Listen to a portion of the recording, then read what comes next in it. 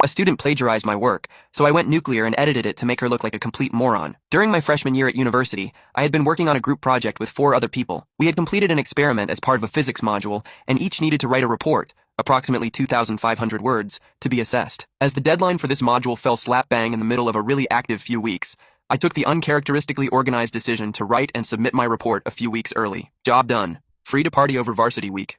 One of my colleagues left everything until the last minute and called me in a panic 2 days before the due date and asked if I could share my report with her so that she could understand how to structure the report and present the data. Me being a bit dopey and probably still a bit intoxicated from a week of partying, sent her my report in its entirety. The following day, night before submission, she called me again and asked if I could proofread her report and make any minor adjustments I saw fit before she submitted. I agreed, and she emailed the document over.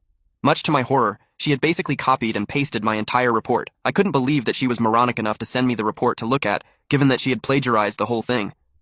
This is where I became quite vengeful and petty. I first used the find and replace function on Word, and replaced commonly used words from our experiment with vulgarities. I then replaced a step-by-step methodology from our experiment with a step-by-step recipe for spaghetti bolognese. The data table was replaced with the box scores from the NFL games that weekend. I took the time to change the author's names in her references to characters from Harry Potter, i.e. Weasley et al. 2009, Dumbledore and Grindelwald 2008. To top things off, I rewrote her conclusion as a confession that she had attempted to plagiarize the report. I sent the revised document to her, and fully expected to receive an angry phone call in response. I did receive an angry phone call 3 weeks later when she was called in for a faculty meeting due to academic misconduct. Apparently being the dingbat she was, she had not even proofread the document I had sent her, and had submitted it.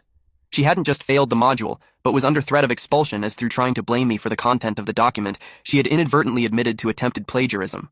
Upon returning to the faculty 5 years later as a research fellow, I discovered that the director of teaching had kept a copy of the report and routinely showed it to students as a warning not to plagiarize.